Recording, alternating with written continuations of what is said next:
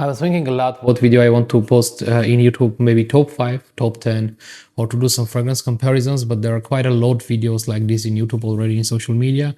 And I decided just to share with you basically out of my 200 fragrance collection, what fragrances I'm actually using. And the first one is a Parfums de Marly Layton. And if you are just entering the niche fragrance category, I guess this is a must-have, because if you needed some smooth transition after wearing a designer or Middle Eastern fragrances, so if you want to make a smooth transition to not go after like very gourmand fragrances, this is a very safe choice. This is one of those versatile niche fragrances, and the scent profile is not boring. It's something that you can, I guess, once it's finished, you will go after the second bottle. So yeah, this is one of those fragrances, the niche fragrances that I'm almost using every day. The other one, it's quite a unique. I don't think that most of people will like this fragrance, but this is the Amouage Purpose. And this fragrance reminding me about the scent of the church. And this is reminding me about my home country. And that's the reason that this is taking very unique space in my collection. And that's the reason that I'm wearing this fragrance also quite a lot when it comes to winter and fall. So the other fragrance, again, will be from Amouage. That one will be Amouage Reflection. This is, again, when you are just trying to transition to niche fragrance category. This is also one of those safest niche fragrances. And personally, this is first place when it comes to Amouage fragrances, personally for me. And the reason I explained in one of my videos that this is the one, I will not say the only, but one of the only fragrances, masculine fragrances, which is featuring white florally notes. And I can say that the master who works for this fragrance, he's done his job perfectly. And this is, I guess, that white floral, to convert white florals into something masculine, it's pretty hard task when it comes to the fragrances creation. So, and the third one, it will be from House of Killian, and this is the Angel Share, but not the classical one. This is the Angel Share on the rocks. And what I like here, if original is too sweet, boozy, we can say the scent profile is too sweet, it's too boozy. For this one, I like that. And on top of that sweet DNA, they added some citruses, which is just like changed. I will not say the DNA. DNA is still there, especially after the dry down, but the opening part is just crazy. You are getting some kind of cocktail scent in the opening. And these fruits, these citruses, is just like the perfumer done a great job. And this is one of the most unique fragrances, I would say, in my collection. And I guess you are also very familiar with the Jo Malone fragrances. So from Jo Malone, my most favorite fragrance, and I'm also using this fragrance quite a lot in my daily life. This is a Oud and Bergamot. And this is, I would say, this is something versatile and fresh. And they combine the Oud and Bergamot, like two totally different components, in a way that this smells something very unique up to me. The Oud and Bergamot, this is some kind of, it has some darkness, but it's not kind of darkness that you're expecting as you have in the leathery or like a heavy oud fragrances. The Bergamot is just like, I don't know, the combination. I don't know how they created it, but the combination of the Oud and Bergamot is just crazy. And I will suggest you to try this out, to test it, because if you want something unique, especially some office scent which is very unique, this could be a perfect option. And I guess any fragrance enthusiast will go also with the, should have or must have, we can say, the Creed fragrances in their collection. For most of the people, it will be Creed Aventus or Aventus Absolute. For me, the best fragrance that Creed ever made, it's a Green Irish Tweed.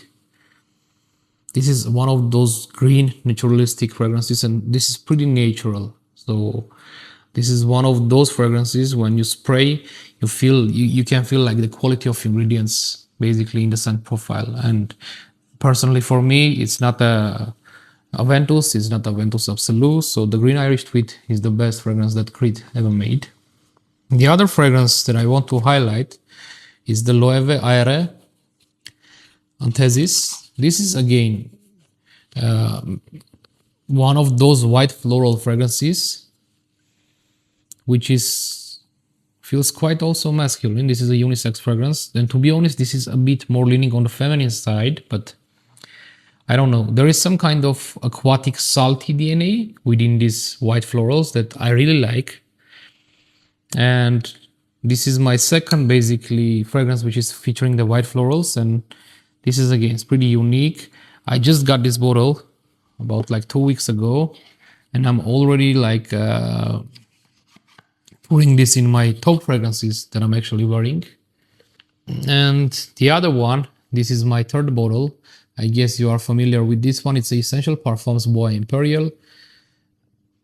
And I guess I will always get a new bottle after this fragrance is finished, because this is again one of the most unique and versatile fragrances. Again, this is also versatile. I guess now I understand that for me, like no matter it's niche designer or Middle Eastern, I'm using the fragrances which are versatile. Just we can say 2 or 3 fragrances are exception in this case, but the Essential Parfums again, this is super longer lasting, like a super projecting fragrance, and is my third bottle. I can say in 2 years is my third bottle, and I'm planning this to finish before end of the year. So, and I will get the new one. Of course, I'm also just like, I want to try the X-Straight version. If you have that, please write in the comments if the scent profile and the DNA are the same, or the X-Straight it's quite different than the OG. The other fragrance that I'm in love with, and I wanted this fragrance for quite a long time, then it was under some offers, so, and I finally get this fragrance. It's Xerjoff Casamorati Mephisto, or I would say Casamorati Mephisto because I guess they're under the one group, but the Casamorati is a different brand, so it's a Casamorati Mephisto. This is, again, when it comes to the masculine fragrances, they also have some floral, like some floral, we can say, solutions here, but again, it's leaning pretty much on the masculine side, so maybe that's the reason that I like. This is for me, honestly, more kind of a summer vacational fragrance. So I am not, definitely I will not wear this fragrance during the winter time or the spring, but spring maybe, but yeah, mainly I guess this is for me very nice summer fragrance that I would wear. And the other one, again, we go back to the flowers. So this is a Goldfields and Banks Australia Pacific Rock flower. If you know the Pacific Rock moss, so just imagine the same kind of DNA with adding some kind of, again, white florals.